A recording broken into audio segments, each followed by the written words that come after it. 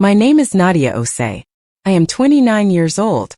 I'm going to tell you something that took me 4 years, 2 lawyers, 1 very expensive trademark attorney, and a therapist I still see every other Thursday to be able to say out loud without my hands shaking. My parents stole my dream. They didn't think of it as stealing.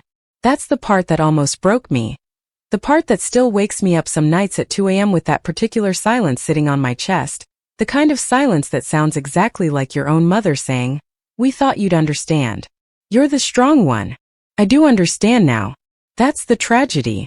I understand everything. But let me start at the beginning because this story doesn't make sense if you don't know where I came from, and where I came from matters more than I used to admit. My parents, I'll call them what I always called them, Mama and Papa, came to the United States from Ghana in 1993 with 2 suitcases, a cousin's address in Columbus, Ohio, and about $400 between them. Papa had an engineering degree from the University of Science and Technology in Kumasi that American employers looked at like it was a drawing a child had made. Mama had a teaching certificate that also meant nothing here.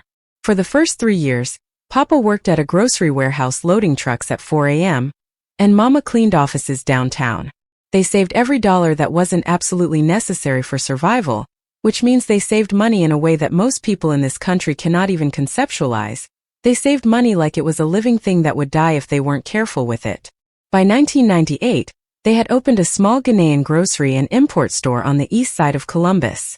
It was called Osei African Market, and it was the kind of place that smelled like dried fish and fresh plantain and my grandmother's kitchen back in Accra, a kitchen I had never personally stood in but somehow recognized anyway because Mama had rebuilt it smell by smell in that little store on Livingston Avenue. I was born in 1995. My brother Kofi was born in 1999, 4 years after me. From the very beginning, the difference in how my parents treated us was not malicious.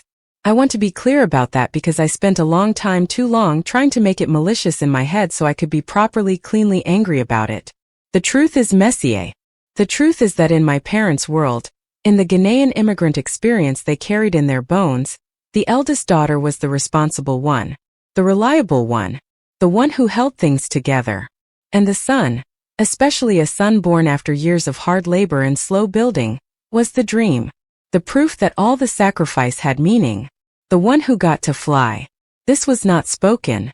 It was simply the air we breathed in that house. I was a good student. Straight A's from elementary school through high school, not because anyone pushed me but because I had absorbed, through some kind of cultural osmosis, that excellence was the minimum acceptable output for someone in my position. I ran track. I was in student government. I tutored other kids in math for free because Mama said we always helped the community and the community would help us back. I believed her. I still believe her even now, even after everything. That part she got right. Kofi was also smart, but Kofi was Kofi. He was charming in a way that made teachers forgive him things they wouldn't forgive anyone else. He was funny, genuinely funny, the kind of person who could make a room feel warmer just by walking into it. He was also, from about the age of 14, aware of exactly how much latitude his charm and his position as the son bought him, and he used it the way a person uses a credit card they know someone else will eventually pay off. I loved him. I want you to know that. I loved my brother.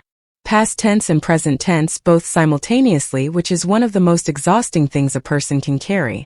I came up with the idea for Osei Provisions when I was 23 years old, sitting in the back office of my parents' store during my second year of graduate school, eating jollof rice out of a Tupperware container and staring at a spreadsheet that showed me exactly how much money the store was losing on imports. The problem was simple and brutal. My parents were importing specialty African food products, not just Ghanaian but West African broadly, some East African, some diaspora crossover stuff, through a middleman distributor who charged margins that should have been criminal. The products sat in a warehouse in New Jersey for sometimes 6 to 8 weeks before they reached Columbus.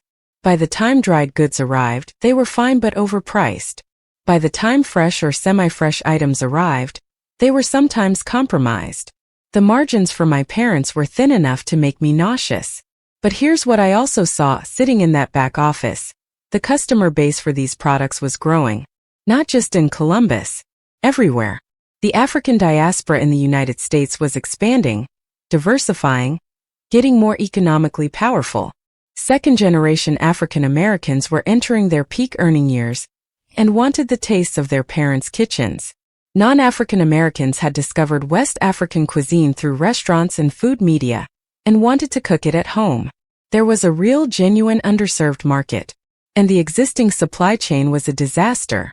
My idea, the one that I spent the next 8 months developing in every spare hour I had between my graduate coursework in business administration and my part-time work at the university library, was this: a direct import, subscription-based specialty food distribution company focused on African and diaspora pantry staples, spices, and specialty ingredients.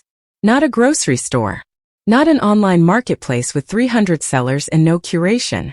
A subscription box and wholesale distribution company with direct relationships with small-scale producers in West Africa, East Africa, and the Caribbean, bypassing the New Jersey middleman entirely, delivering fresher products at better prices, with a story attached to every item. Who grew it, where, what it meant culturally, how to use it. I was going to call it OSE Provisions. I spent 8 months on this. 8 months of spreadsheets and supplier research and cold emails to food importers and conversations with my parents' wholesale contacts, and a business plan that I drafted and revised 11 times. I researched trademark law. I created a brand identity, the name, a visual concept, a mission statement. I developed financial projections. I reached out to a woman named Adiz who ran a similar but much smaller operation in Atlanta to ask if she'd consider becoming a partner, or at least an advisor. She said yes to advisor and gave me 2 hours of her time on the phone that I still think about as some of the most educational hours of my life. By the time I presented the full plan to my parents, the summer before my final year of grad school, I had something real. Not a napkin sketch. A business plan. A brand. A strategy. 15 pages of financial projections. Pitch deck. Letters of interest from 2 small suppliers in Ghana, who were willing to discuss direct relationships. I sat them down at the kitchen table on a Saturday afternoon in July, and I walked them through all of it. Papa asked good questions. He always asked good questions. That engineering brain that America had wasted loading grocery trucks was still in there, still sharp, and he understood supply chains in a way that came from 2 decades of running a small import business. He asked about customs clearance timelines and cold chain logistics and minimum order quantities, and I had answers for all of it. Mama cried. She told me she was proud of me. She said it felt like everything they had built was going to become something bigger than they had ever imagined. I went back to Columbus the next day for my final year of school, and I carried that feeling, my mother's tears, my father's good questions, the sense that I was about to build something real, like a light inside my chest. I finished my MBA in May. I graduated on a Friday. On Sunday, I drove back home to go house hunting in Columbus because the plan was to move back, work out of the store initially, use my parents' existing supplier contacts as a starting point, and launch OSE Provisions by early the following year. Kofi was there when I got home. This was not unusual. Kofi had graduated from Ohio State the previous spring with a degree in marketing that he had stretched across 5 years, which my parents had paid for entirely without complaint while I had worked part-time and taken out loans for my graduate degree, a fact that I had filed neatly in the back corner of my mind labeled things I have chosen not to make into a conflict. What was unusual was the way he and my parents were sitting at the kitchen table when I walked in, and the way the conversation they'd been having stopped when they heard my key in the lock, and the way Mama smiled at me with a smile that was about 15% too wide and had something behind it that I would only later identify as guilt. "Nadia," she said, "you're here. Come sit." I sat. What followed was a conversation that I have replayed in my head so many times that I have worn grooves into it, turned it over until I have memorized every texture of every wrong thing about it, every place where I should have said something differently, every place where what was said to me was simply, plainly, irreversibly wrong. The short version: Kofi had a startup idea. He wanted to build an app. A food and culture app. Something that connected African diaspora consumers with African restaurants and specialty food retailers. He had been working on it for the past few months, he said. He had a friend who could build the MVP. He needed seed funding, not a lot, he said, maybe $40,000 to start. And he had come to Mama and Papa. And Mama and Papa had said yes. That's not the worst part. The worst part is what came next, delivered in my mother's most careful voice. The voice she used when she was saying something she knew required careful saying. They were funding Kofi's startup using the business development fund they had been building over the past 3 years. The fund I knew about. The fund that Papa had mentioned obliquely during my pitch, when he said they had resources available to support a launch. The fund that I had mentally budgeted as the seed capital for OSE provisions. $40,000. Gone. To Kofi's app idea, which he had been working on for a few months, which existed as a slide deck and a conversation with a friend. We know this isn't ideal timing, Mama said. But Kofi needs this now. His window is now. You have your degree. You have your plan. You can still do your thing, Nadia. You'll just need to find another way to fund it. I remember my own face in that moment. I could feel it from the inside, the absolute stillness that came over it, the way my expression just went quiet, the way my body decided that moving or speaking were both equally impossible options. Papa said, "You understand, don't you? You've always been the strong one." There it was. The sentence I had been hearing my whole life, repurposed now as a justification for taking something from me. You're the strong one, which meant you can handle loss. Your brother cannot. So your loss is acceptable and his fragility is protected. I said, I understand. I stood up. I walked to my old bedroom. I closed the door. I sat on the edge of the bed that still had the same blue comforter on it from high school, and I did not cry because I was the strong one, and the strong one doesn't cry. And this is the kind of damage that masquerades as a compliment for so many years that by the time you understand it as damage, it has already shaped the entire architecture of your life. What I did not say at that kitchen table, because I was too stunned and too carefully trained in managing my own disappointment to say it, was this. Kofi's app idea wasn't just adjacent to my idea. It was downstream of my idea. He had heard me present OSE provisions at that kitchen table 11 months earlier. He had sat there and listened. He had eaten Mama's rice and listened to his older sister describe a gap in the African diaspora food market, the underserved demand, the cultural connection piece, the need for something that combined product with story with community. And then he had built a pitch deck around a version of that same market insight, dressed it in different clothes, called it an app instead of a subscription box, and used it to take the $40,000 that was supposed to launch what I had built. I don't know if he did this consciously. I genuinely do not know. Kofi is not a villain. He is something harder to resolve than a villain. He is a person who has spent his entire life swimming in a current of preferential treatment so constant and naturalized that he cannot feel it as current. It is just the water. The idea that he had absorbed something from my pitch and recycled it may not have felt to him like taking. It may have felt like inspiration. It may have felt like nothing at all. That's the part that required the therapist. I spent the rest of that summer sleeping in my childhood bedroom and working in my parents' store and applying for small business grants and microloans, and doing everything I was supposed to do while quietly doing something else. I was building a wall. Not a metaphorical wall. An intellectual property wall. I had done enough research in business school to know that the most valuable assets in a food and lifestyle brand are often not the physical products. They're the brand identity, the name, the visual language, the story, the proprietary supplier relationships. And I had something that Kofi did not have. A documented, dated, paper-trailed history of developing this specific business concept. I had 11 drafts of a business plan timestamped on my laptop. I had emails to suppliers going back 8 months. I had the phone call with Adiz in Atlanta, which I had followed up with an email that she had replied to. I had a notebook, physical, handwritten, with concept sketches and the first version of the OSE provisions name, dated the night I came up with it. And I had not yet filed for trademark protection, because I had been planning to do that at launch like a normal person who doesn't expect their family to do what my family did. I spent 3 weeks and money I borrowed from my friend Portia Menciato, my roommate from undergrad, the woman who is now my business partner and also the godmother of my friend Yowanda's daughter, which is how tightly our lives are woven together, researching the trademark process. I reached out to a trademark attorney named Beverly Achterberg who advertised affordable initial consultations for small business owners and who, within about 40 minutes of hearing my situation, looked at me very steadily over her reading glasses and said, "You need to file. Now. Everything. The name, the logo concept, the tagline, the product category descriptions. You need a paper trail with federal dates on it." I filed. It took money I didn't really have and 2 months of back and forth with Beverly, and by October of that year, I had USPTO serial numbers on OSE provisions, on the logo design I had sketched in my notebook, which we had a graphic designer friend of Portia's formalize, and on the tagline rooted, sourced, delivered, that I had written in that same notebook on the same night as the name. I told no one in my family. I kept working at the store. I kept saving money. I kept applying for grants and I got one, a USDA grant for minority-owned agricultural supply chain businesses, $3,000, which sounds small and was small but was also mine, entirely mine with my name on it and no one else's. And I watched Kofi's app, which he named Aqaba Connect.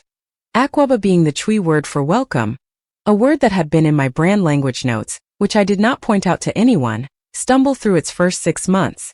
The MVP was delayed. The developer friend turned out to be not quite as capable as advertised.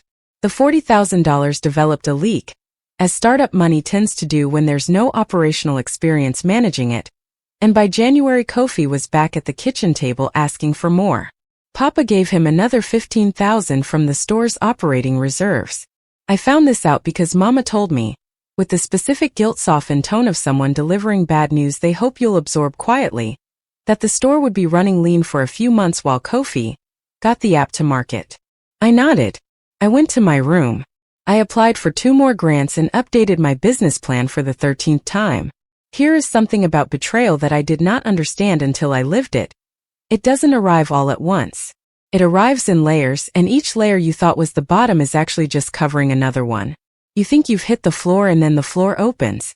The floor opened in February. I was in the store on a Wednesday afternoon when Kofi came in with his laptop. He wanted to show me something, he said. He had that particular energy he got when he was excited, that golden retriever brightness that had always made it hard to stay angry at him. He turned the laptop around and showed me the current version of Aqaba Connect's app interface. It had a new section they were building out, he said, a pantry subscription feature. Users could subscribe to receive curated boxes of specialty African food products, direct source from small producers, with cultural context for each item. He was calling it the Provisions module. He was so proud. He wanted to know what I thought. I looked at his screen. I looked at the Provisions module. I looked at my business plan that was living on my own laptop 20 feet away. I looked at my brother's face. Where did this idea come from? I asked. I've just been thinking about the market, he said. You know, the gap in the subscription box space for African products. It's wide open. He did not say, I remember when you explained this to me at the kitchen table 18 months ago, Nadia. I remember you used those exact words, wide open. He didn't say it because I don't think he knew he needed to. I think it had dissolved in him the way other people's ideas dissolve in people who have never had to fight for the right to have their ideas taken seriously. It had simply become his own thought, indistinguishable from the rest of his thinking, the way water takes the shape of whatever container holds it. I have to go make a phone call, I said. I went to the back office and I called Beverly Achterberg, and I told her what I had just seen. She was quiet for a moment. Then she said, Good thing we filed when we did. I want to be careful here, because what happened next was not a dramatic courtroom moment. It was not a scene from a movie. It was a series of very quiet, very adult, very painful steps taken by a person who had decided that she was not going to let her own future be dismantled by the people who were supposed to protect it. Beverly drafted a cease and desist letter, not to Kofi personally, but to Aqaba Connect as a business entity, regarding the Provisions module specifically, which infringed on my registered trademark and the documented prior art of my business concept. It was a legal letter, professional, non-personal, full of the kind of precise language that exists specifically to remove emotion from situations that are entirely made of emotion. I did not tell my parents I was sending it. I told Beverly to send it. The call from Mama came 3 days later. I was at Portia's apartment in Columbus, sitting on her couch eating takeout jerk chicken, and my phone lit up with Mama's picture, a photo of her from a family cookout, laughing at something outside the frame, and I felt something in my chest pull in 2 directions simultaneously. I answered. The conversation lasted 47 minutes. I know because I checked my phone after, with the specific dissociated calm of someone who has prepared for something for months and is now watching it happen exactly as they predicted while also somehow being completely blindsided by how much it hurts. Mama said. This was a family matter and lawyers had no place in it. Mama said. Kofi hadn't stolen anything. Ideas don't belong to people. You can't own a concept. Mama said. Why was I doing this to my brother when he was just getting started, when he was vulnerable, when this could destroy everything? Mama said. I was the strong one. I could handle setbacks. Kofi couldn't. Didn't I understand? And then, and this is the floor opening again, the layer beneath the layer, Mama said. Your grandfather's name is in that brand, Nadia. Osei is our family name. You cannot just take it and make it yours alone. I had not expected that one. I had my responses ready for everything else, had them rehearsed in my head, had even gone through them with my therapist Dr. Amadarko. Yes, my therapist is Ghanaian, yes, this matters, yes, there is something profound and specific about being able to speak about the intersection of immigrant family dynamics and gender and business and traditional expectation with someone who has a map of the same territory. But that one, the name one, I had not prepared for. Because she was right that it was our family name. She was wrong about everything else, but she was right about that. I didn't cry on the phone. I waited until after I hung up, and then I put the phone face down on Portia's coffee table, and I sat very still for about 30 seconds, and then I cried in a way that I had not cried since I was probably 9 years old, not quietly, not dignified, but the ugly kind, the kind that comes from a place deeper than sadness, the kind that is about something being fundamentally, structurally wrong in the world you thought you lived in. Portia sat next to me and put her arm around me and didn't say anything, which was exactly right. I need to tell you about Portia properly because she is not a supporting character in this story. She is one of its pillars, and I didn't fully understand that until I was standing on a stage 3 years later accepting an award, and I started crying before I even got to her name on my thank you list, because the alternative was never acknowledging that I could not have built what I built without her, and that would have been the worst kind of lie. Portia Mensaado, 31 now. Born in Accra, moved to Columbus at age 7. Her parents also ran a small business, a tailoring and alteration shop that is still operating, still on the same block in Hilltop. She got a degree in supply chain logistics and then a second degree part-time over 3 years while working full-time in food science. She is the most disciplined person I have ever known, and she has this specific quality I have never been able to name exactly. This combination of warmth and pragmatism that means she will tell you hard truths and simultaneously make you feel that hearing the truth is an act of love. When I met her freshman year, she was already the kind of person who had read 2 books simultaneously and taken notes in the margins of both. By sophomore year, she was my best friend. By graduation, she was the person I called when my world fell apart, which it did several times with her number already in my hand. On the night of the mama phone call after I stopped crying, Portia made tea. She always makes tea. It is her response to everything. The first time she made tea for me in our freshman dorm, I thought it was the most British thing I had ever seen, and she told me correctly that tea was not British, tea was ancient, tea was just hot water and plants and patience, tea was basically science, and she sat across from me and said, "Tell me what you actually want." Not what I wanted to happen with Kofi. Not what I wanted from my parents. What I wanted. I said, I want to build Osei Provisions. I want it to be real. I want to prove that the idea was real and serious and worth believing in, and I want to do it without needing their money or their permission. Portia said, "Okay. Then that's what we do." I said, "We." She said, "Did you think I was going to watch you do this alone? Give me the supply chain spreadsheet. I've been thinking about your cold chain problem since July and I have some thoughts." That was Portia. We spent the next 4 months treating my living situation as a necessary overhead, and every other dollar I made as seed capital. I moved into Portia's second bedroom for a rent amount that I know she reduced below market without telling me directly, just as I know that the Sunday dinners she made for both of us during those months were not really about feeding herself. There are people in your life who love you by removing obstacles before you see them. Portia is one of those people for me, and every time I try to articulate it to her, she changes the subject and asks if I want more rice. The grant money, the $3,000 from the USDA, went to 3 things: a business bank account, a basic website, and a small trial order from a supplier named Kwame Asante, who ran a small-scale processing operation in the eastern region of Ghana producing incredibly good palm kernel oil, dried pepper blends, and a particular fermented locust bean product called dawadawa that is responsible for the depth of flavor in a proper Ghanaian stew. And that is basically impossible to find in a quality form in the United States. Kwame and I had been emailing since my grad school research days. He was 45, had been exporting informally to relatives in the UK and US for years, and had been told by a consultant that he should try to formalize his export operations but had no idea how to navigate the American import system. I knew how to navigate the American import system because I had spent 8 months learning it for a business plan I thought I was going to fund with $40,000 that went instead to my brother's app. The first shipment was 90 kilograms of product, cleared through customs using a broker Adiz in Atlanta had recommended, delivered to a small rented storage unit in Columbus that Portia and I had fitted out with shelving and a simple inventory system. It took 2 months and cost us $800 in logistics beyond the product cost itself. We sold out in 11 days. Not to retail customers, to 8 small African specialty food stores in Ohio, Michigan, and Pennsylvania that I had cold called using the directory I had built during my research phase, stores that had never had access to a direct import source and were paying the New Jersey middleman the same brutal margins my parents had been paying. I offered them better product, better prices, and a relationship. They said yes because of course they said yes. I called Adiz after the last order cleared. She said, "I was wondering when you were going to actually do this." I said, "You knew I would?" She said, "The way you asked questions on that phone call? You were going to do this. The only question was when."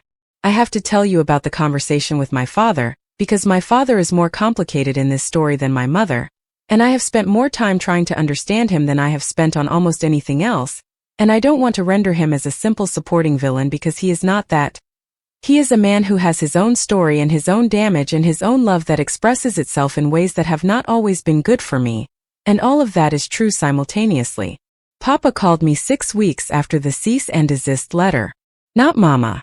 Papa himself, which was significant because in our household, hard conversations were usually brokered by Mama. Papa calling directly meant something had moved in him. He asked how I was. I told him I was well. He asked if I was eating. I said yes. He asked if my business was doing okay, and there was something different in the way he said your business, a weight on the word your that hadn't been there before. I told him about the first shipment, about the 11 days to sell out, about the 8 stores, about Kwame and the supplier relationship. I told him in the same voice I used in my pitch clear, grounded, evidence-based, except this time there was no slide deck and no hope that it would change anything. I was just telling him because he was my father and I was his daughter, and we were both trying, in our limited and different ways, to stay connected across the gap that had opened. He was quiet for a long time. Then he said, "You're using the same suppliers I told you about. When you were at the store, I introduced you to Kwame's contact." I said, "Yes." He said, "I didn't know you were listening that carefully." I said, "Papa, I'm always listening." Another silence. Then, "The name. Your mother said you trademarked it." I trademarked Osei Provisions, yes. That's our family name. It's also my business name. It was my idea. I have documentation of that dating back 22 months. I wasn't aggressive about it.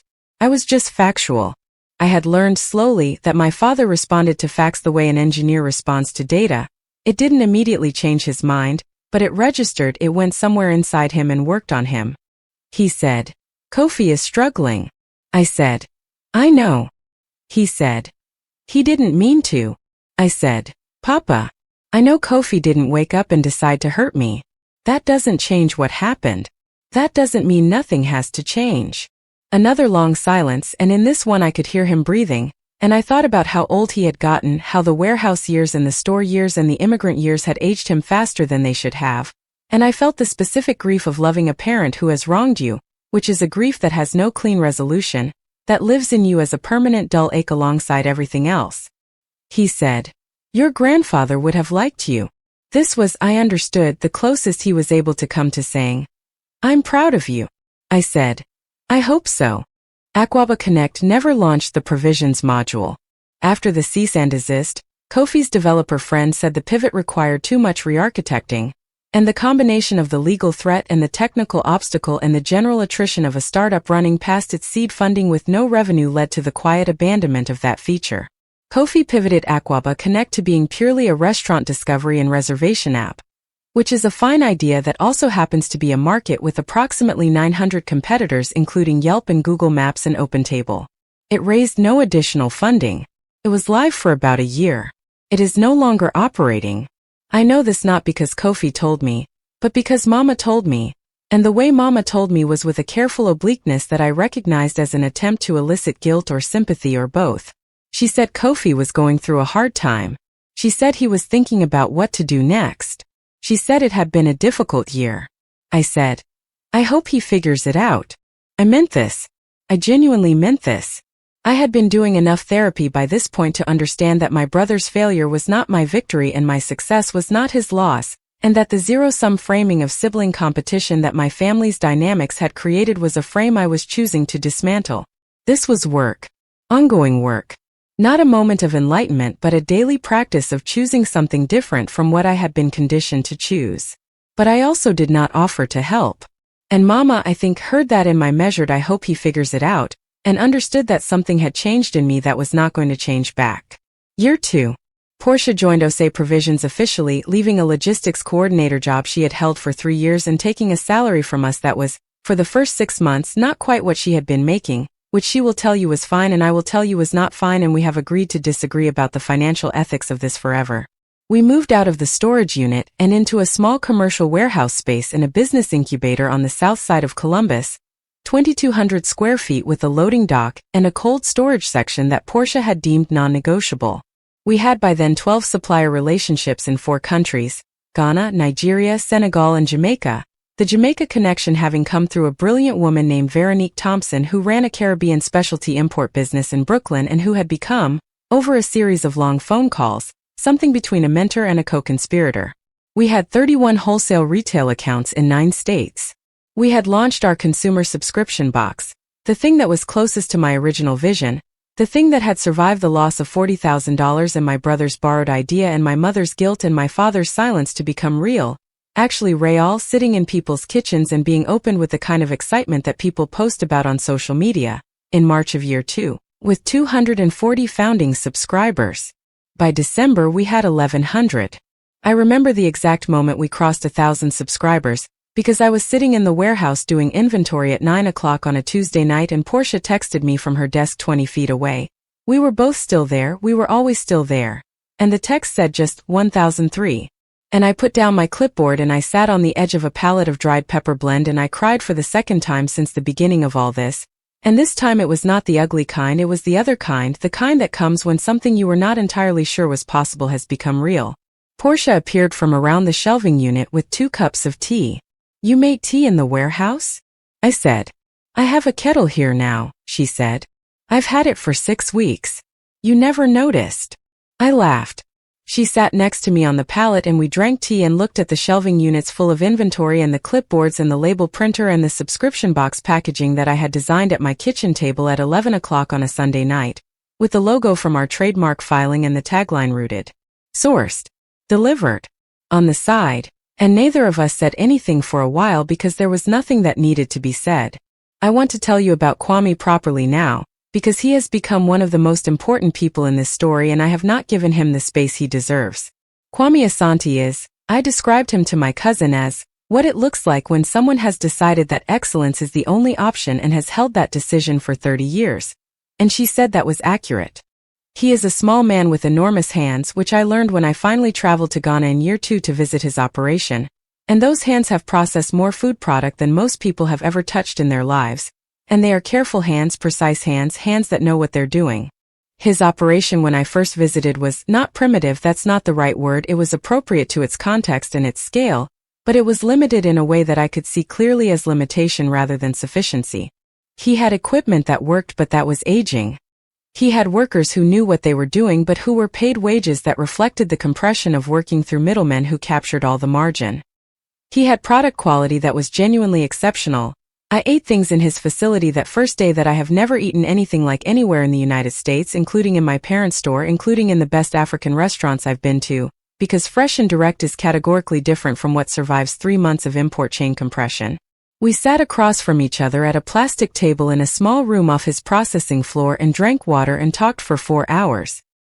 He told me about his grandfather, who had farmed the same land. He told me about the years he had spent trying to formalize exports and being rebuffed by distributors who wanted exclusivity and margins that made the economics impossible. He told me about a previous attempt to work with an American company that had placed a large order, paid a deposit, and then disappeared. The company had folded in a funding crisis and he had been left holding product he had specifically processed for their specifications. I told him about my parents' store, about my grandfather, who was also named Osei, which I hadn't known was the reason Papa had named the store what he named it until Mama told me one evening when I was maybe 12. about the business plan and the kitchen table and the $40,000, about Beverly and the trademark, about Portia and the storage unit. He listened to all of it without interrupting, which is a rare quality. Then he said, "Why are you telling me all of this?"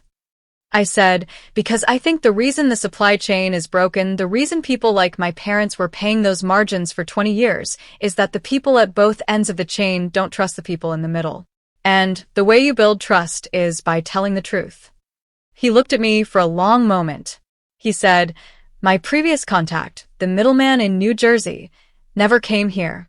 He never saw this place. He never asked about my grandfather."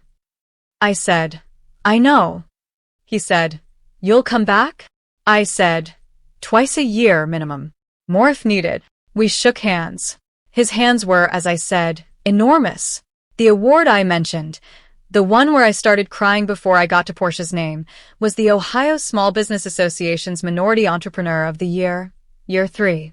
It was a real award with a ceremony at a hotel ballroom and a plaque and a check for $5,000 that went directly back into operations, and I stood at the podium in a dress that Portia had insisted I buy instead of wearing the blazer I had worn to every professional event for 4 years, and I looked out at the room and felt something I'm still not sure I have the right vocabulary for. Not vindication. That's too small and too backward-looking. Something more like arrival. I talked about my parents' store. I talked about the supply chain problem that my father had spent 20 years navigating. I talked about Kwame and his operation, and the workers whose wages we had helped increase by removing the middleman margin. I talked about what it meant to build something that made the ingredients of people's grandmothers' recipes accessible, not as a novelty, not as an ethnic food section afterthought, but as something worth seeking out and paying fairly for and celebrating. I talked about my grandfather, whose name was on the trademark I had filed. I did not talk about the $40,000. I did not talk about Kofi. I had made a choice in the months before this night to stop telling that part of the story in public, not because I had forgiven it. Forgiveness was a more complicated and ongoing project than that, but because I had decided that the story I wanted to be the main story was not a story of what had been taken from me. It was a story of what I had built. But I will tell you now, here, in this particular format that invites honesty, that before I walked to the podium, I stood in the bathroom of that hotel for 3 minutes with my hands on the sink, and I thought about the kitchen table on a Saturday afternoon in July, and my father's good questions and my mother's tears, and what all of it was supposed to mean, what it had meant, what I had made it mean by choosing not to stop. Then I dried my hands and I walked out, and I accepted the award. Portia's name, when I finally got to it, made me cry because of everything it contained that I couldn't say in a hotel ballroom. 3 years of Sunday dinners. A kettle she had bought and installed in a warehouse without telling me. A salary that was too low for 6 months that she has never once referenced in any complaint. The specific quality of her listening, which is not passive but active, the kind of listening that processes and responds and offers back something better than what you gave it. The fact that when I had nothing but a paper trail and a trademark and a storage unit and a fury that I was trying to convert into useful energy, she had looked at me and said we like it was obvious. She cried too, which she'll deny if you ask her. I have the video. I'm going to tell you what happened with Kofi because this is the part that I think is the most important and also the most difficult, and also the part that changed something in me that I did not expect to be changed. It was about 8 months after the award ceremony. I was in Columbus for a supplier meeting. We had by then 2 Ohio-based agricultural suppliers, small operations producing specialty items that fit our curation criteria, which felt like a full-circle moment every time I thought about it, and I stopped by my parents' door. This was unusual. I want to be clear, I had maintained a relationship with my parents through all of this. Not an unchanged relationship. Something had cracked in it, and the crack was visible, and Mama and I had more than one conversation that circled the crack, without quite touching it, and more than one that touched it directly with varying degrees of pain.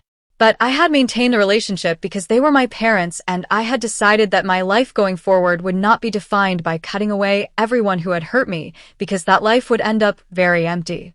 Also, I love them. That has never changed. It is one of the most inconvenient and permanent truths of my existence. Kofi was at the store. This was also unusual. Since Aquaba Connect had wound down, Kofi had been, as far as I knew from the fragmented updates Mama provided, doing a series of things. Freelance marketing work, a brief stint at a digital agency, some consulting. Not unhappy, exactly, but unmoored in the particular way of a person who had always expected arrival to happen to them rather than understanding it was something you had to build. We looked at each other across the store. The store smelled the same as it had always smelled. Papa was behind the counter, same as he had been behind that counter for 25 years. Kofi said, "Hey." I said, "Hey." We went to the small back office, the same back office where I had eaten jollof rice from a Tupperware container and looked at a spreadsheet and had an idea that would take 4 more years to become real. We sat on opposite sides of the small desk, the same small desk, and there was a silence between us that had the weight of everything that had happened in it. He said, "I'm sorry." Just that. Not a long speech. Not a careful legal or emotional scaffolding around the apology. Just the 2 words and the way he said them, which was like someone who had been holding something heavy for a long time and had decided to put it down. I thought about what I wanted to say. I had thought about this conversation many times, in the abstract, in the way you rehearse things you're not sure will ever happen. I had different versions in my head. Some of them were punishing. Some of them were magnanimous in a way that felt false. Some of them were simply about truth, about naming exactly what had happened and what it had cost me and what I needed him to understand. I said, "I know you didn't think of it as taking something. I've spent a long time trying to understand how you couldn't have known, and I think I do understand it. I think the way we grew up, the way they treated us differently meant you never had to develop the instinct that what you were reaching for might already belong to someone else. Because things were just always there for you to reach for." He didn't defend himself. He just listened. This was different from the Kofi of 4 years earlier. Something had happened to him in those years, in the slow, difficult education of a startup failing and money running out and the scaffolding of parental preferential treatment not being able to save you when the market simply doesn't respond. Something had happened that had made him quieter and more capable of hearing. He said, "The idea was yours. I think I knew that, and I don't know what I thought. That it was different enough. That I was just building on something in the air." A pause. "But it was yours." I said, "Yes." He said, "Are you okay?" "Like actually." I said, "I'm more than okay. I built something real." He said, "I know. I've been following it. Portia's been sending me links." This surprised me. I filed it away to have a conversation with Portia about later. A conversation that, when it happened, involved me saying you've been sending him updates? And Portia saying he asked and he was asking the right questions, and I thought maybe you'd want him to know what you built and me being unable to be properly annoyed about this because she was right. I did want him to know. I had just been too proud to be the one who showed him. I said, "What are you doing? Work-wise?" He told me. The freelance marketing, the consulting. He said he was thinking about going back to school, maybe for an MBA. He said it with a self-deprecating humor that acknowledged the timing of that plan relative to my own MBA. And he watched me carefully to see how I'd react. I said, "Supply chain logistics are more useful than marketing for what I do. But if you wanted to be involved, in any capacity, we can have that conversation." He went very still. I said, "I'm not offering you the company. I'm saying if you want to come work for it, earn it, we can talk." He said, "You'd let me." I said, "I'm not letting you anything. This is business. You have skills. We have needs. If the skills match the needs and you show up every day and do the work, then yes. That's how this would work." He was quiet for a moment. Then he said something that I have thought about almost every day since, that has become one of those phrases that lives permanently at the back of my mind the way certain images do, certain pieces of music. "You're still the strong one." But I think I finally understand that that's not about what you can absorb. It's about what you can build. I want to tell you about Veronique, the Brooklyn connection, because her part of this story has a dimension that belongs in it. Veronique Thompson. I want to say she is 53, but I have been told by her that a woman's age is her own business. So let's say she's been in the Caribbean specialty import business for over 20 years and leave it at that. Had been in a situation that was not identical to mine but rhymed with it in ways that made our phone calls feel less like business mentorship and more like comparing notes from parallel lives.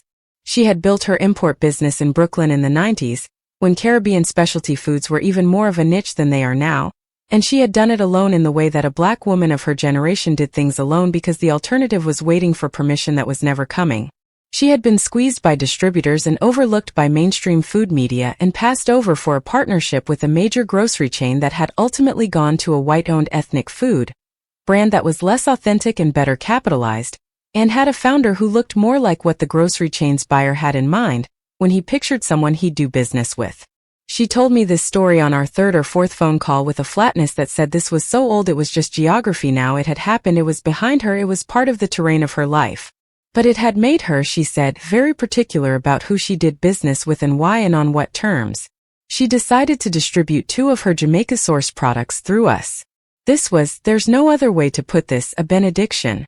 Veronique's sourcing relationships were years deep, and her quality standards were punishing, and her reputation in the diaspora food space was such that when Osei Provisions started carrying her items, people noticed. The food media noticed. The first real press piece we got, in a James Beard Foundation newsletter, of all places, mentioned the Veronique connection as evidence that Osei Provisions was not just another subscription box but a company that serious people in the specialty food world had decided to affiliate with. I called her after the piece ran. She said, "How does it feel?" I said, "Terrifying. Like there's a standard to maintain now." She said, "Good. That means you understand what the piece actually said." I said, "Thank you. For the products, for the endorsement, for all of it." She said, "Don't thank me. I didn't do this for charity. Your operation is good. Your sourcing is honest. Your supplier relationships, you went to Ghana. You sat with Kwame. You know what his grandfather farmed. That's not marketing, that's business ethics, and it's rare enough that I want to be associated with it." Then she said, "Also, I like the name. Osei Provisions. It sounds like something that's been there a long time." I said, "It's my family name." She said, "I know. That's why it sounds that way." Year 4. We moved into a proper warehouse space, 7,000 square feet, our own loading dock, a staff of 9 people including Kofi, who had been working with us for 8 months by this point in a logistics coordination role that played to his ability to manage relationships and communicate clearly, and who had proven himself, not to me, I want to be precise about this, he didn't need to prove himself to me, he needed to prove himself, period, to the work which he did quietly and consistently, in a way that was different from the golden retriever brightness of his earlier self, and was something more earned. We had 4,800 consumer subscribers. We had wholesale accounts in 22 states. We had 7 supplier relationships in 5 countries. We had a waiting list for wholesale accounts because we had made a decision early on that we would not expand the supplier base faster than our quality control could follow. Each supplier required a visit, a relationship, an ongoing conversation, and that was not scalable in the traditional sense, but it was sustainable in the way that actually mattered. Mama came to see the warehouse one Saturday in October of year 4. She drove down from the east side of Columbus herself without Papa, which was significant in its own quiet way. She wore her good coat and she brought Chin Chin in a plastic container because she still, even now, even when visiting a daughter she had complicated feelings about, could not arrive empty-handed. I showed her everything. The shelving system, color-coded by region and product type. The cold storage section with its temperature monitoring system. The subscription fulfillment area, where boxes were packed and labeled and shipped. The small office where Portia and I and one other operations manager worked at facing desks. The wall where we had framed the first supplier relationship documents, Kwame's first formal agreement, handwritten on Osei Provisions letterhead that I had made on my laptop in year 1. She was quiet through most of it. She picked things up and looked at them and put them down carefully. The way she moved through spaces she was trying to learn.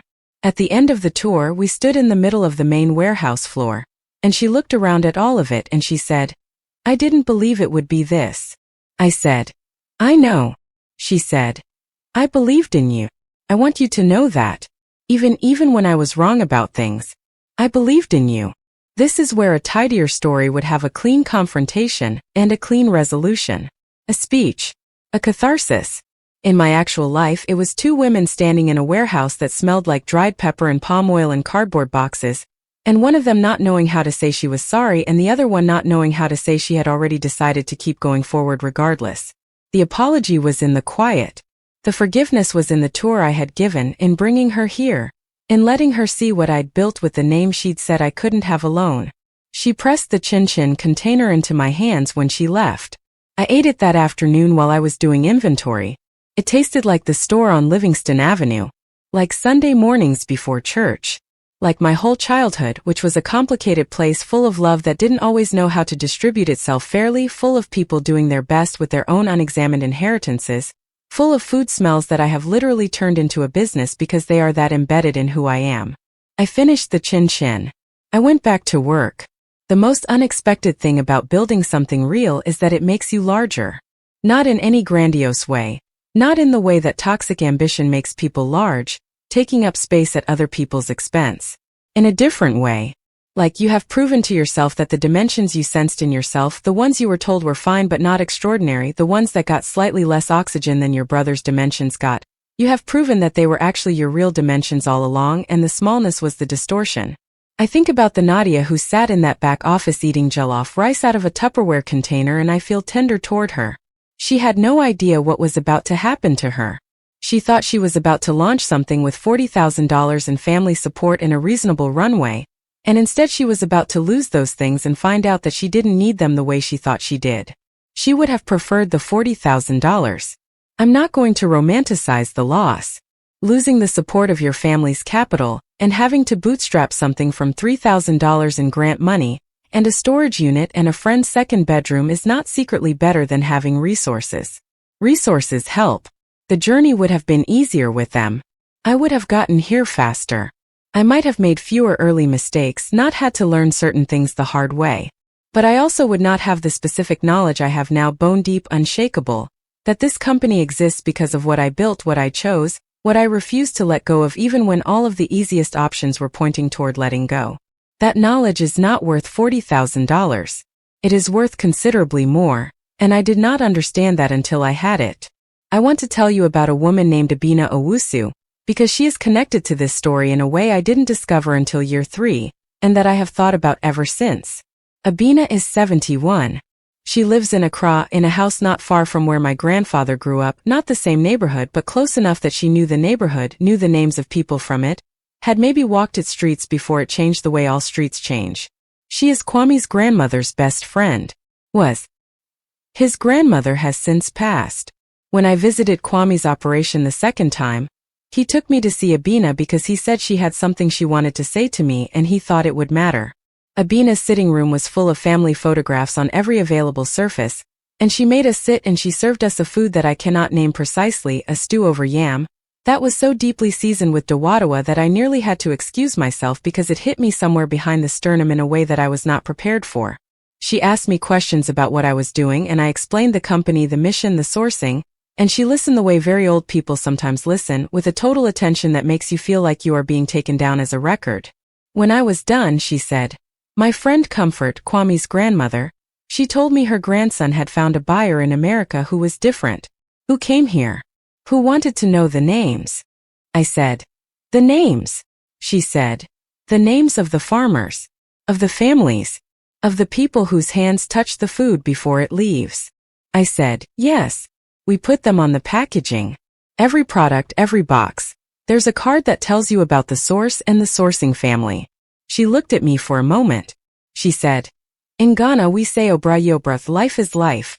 Experience is the teacher. You cannot learn life from a book.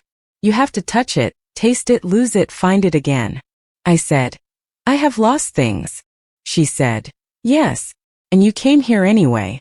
That's the finding." My grandfather Ose Kweku Ose died before I was born. He was a farmer in the Ashanti region, yam, plantain, cocoa, and my father says he had hands like Kwame's, large and careful and knowing. My grandmother used to say that he could tell by touch which yam was ready and which needed one more week in the ground, a knowledge that lived not in his head but in his fingers. I have a photograph of him, taken sometime in the 1960s, black and white, slightly overexposed, in which he is standing in his field with his hand resting on a yam seedling. He is not looking at the camera. He is looking at the plant. This photograph is framed in my office.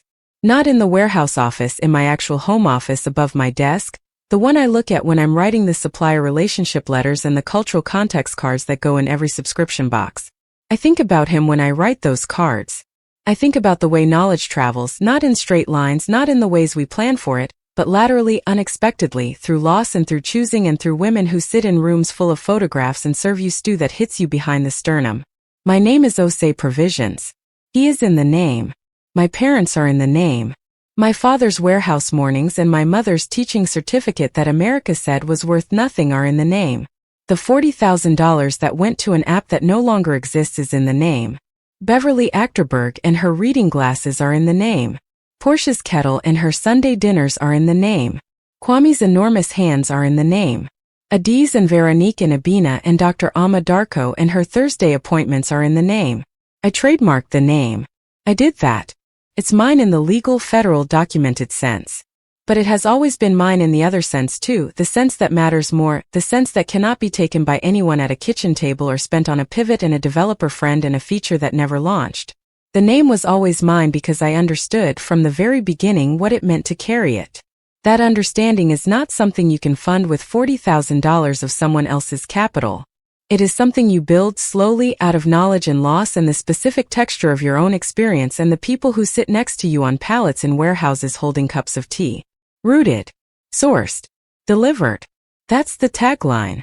I wrote it in a notebook on a night when I was 23 years old and I had everything figured out in theory and nothing figured out in practice.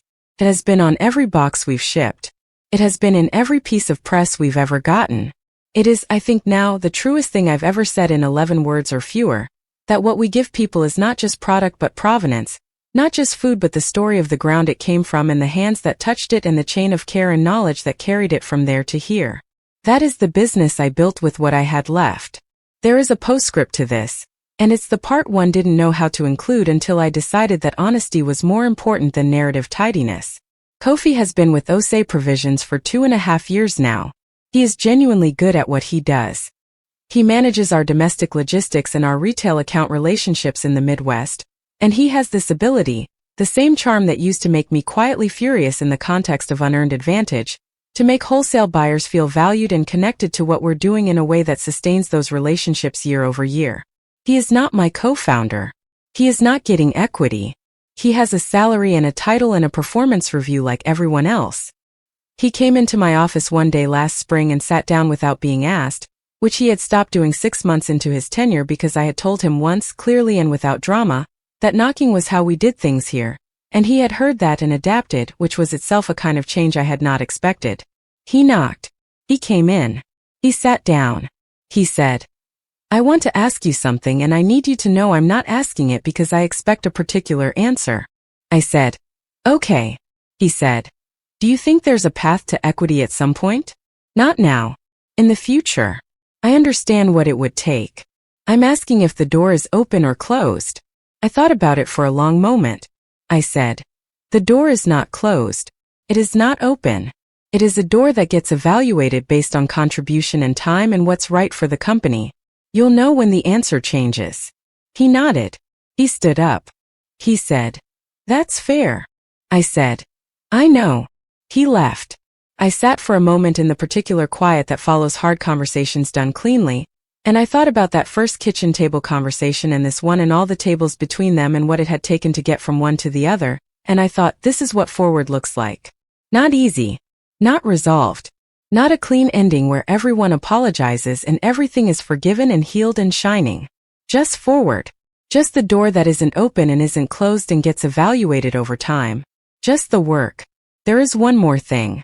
Last December, my parents' store, Ose African Market on Livingston Avenue, the store that my father built with warehouse mornings and my mother built with offices she cleaned on her hands and knees, went through its first real expansion in 20 years.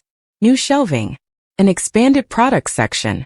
A small cafe area in the back corner where Mama serves tea and chin-chin, and a rotating selection of whatever Ghanaian snacks she feels like making on a given week. The expansion was funded in part by a low-interest small business development loan that I helped them apply for. Not money from me, not a gift, but expertise and time and knowledge of the process that I had developed over 4 years of navigating similar systems for my own company. On the wall behind the new cafe counter, Mama hung a photograph. It's a recent photo taken on a phone, slightly overexposed. It shows the inside of our warehouse, the shelving units, the subscription box station, the wall with the frame supplier agreements, and in front of it, standing with our arms around each other, Portia and me and Kofi and 3 of our warehouse staff. Mama put it in a frame from the dollar store. It sits between a photograph of my grandfather in his field and a calendar from a Ghanaian community organization. I saw it for the first time when I came in for Mama's birthday dinner in January. I stood in front of it for a long time without saying anything. Papa came to stand next to me. He said, "She wanted to put it up." I said, "I can see that." He said, "I told her to pick a better frame. She said the frame didn't matter." I said, "She's right." He said, "She usually is." We stood there together for a moment, the two of us, looking at the photograph of what I'd built, hanging next to the photograph of where we came from. Then Mama called from the kitchen that the food was ready, and my father patted me once briefly on the shoulder, the most physical affection he had expressed toward me since I was maybe 12 years old, the shoulder pat of a man who was trying to say something that he did not have language for and was using his hand instead, and we went to eat. The food was extraordinary, as it always is, as it has always been. Every dish a small act of memory and continuity and love that knows more ways to express itself than I will ever fully catalog. I had seconds. My name is Nadia Osei. I am 29 years old. I built a company with what I had left after the people I trusted most took what should have been my start. I did it with documentation and lawyers and a trademark filing and a storage unit and a best friend who bought a kettle for a warehouse without telling me. I did it by going to Ghana and sitting with a man who had large hands and honest standards and a grandmother's best friend who served me stew that tasted like coming home to a place I had never been. I did it by staying. That's the thing no one tells you about being the strong one. The strength was never about absorbing loss without breaking. It was always about refusing to let loss be the last thing. It was always about picking up whatever was left. A notebook, a trademark application, a $3,000 grant, a friend's second bedroom, and building forward. Rooted. Sourced. Delivered. I wrote that when I was 23 and I didn't entirely know what it meant yet. I know now. If you made it to the end of this, thank you. This took me a long time to write and longer to live. The company is real. The trademark is real. The warehouse is real. The kettle is real. And if you've been the strong one in your family, the one who gets handed loss because they're told they can handle it, I want you to know, handling it is not the assignment. Building something with it is.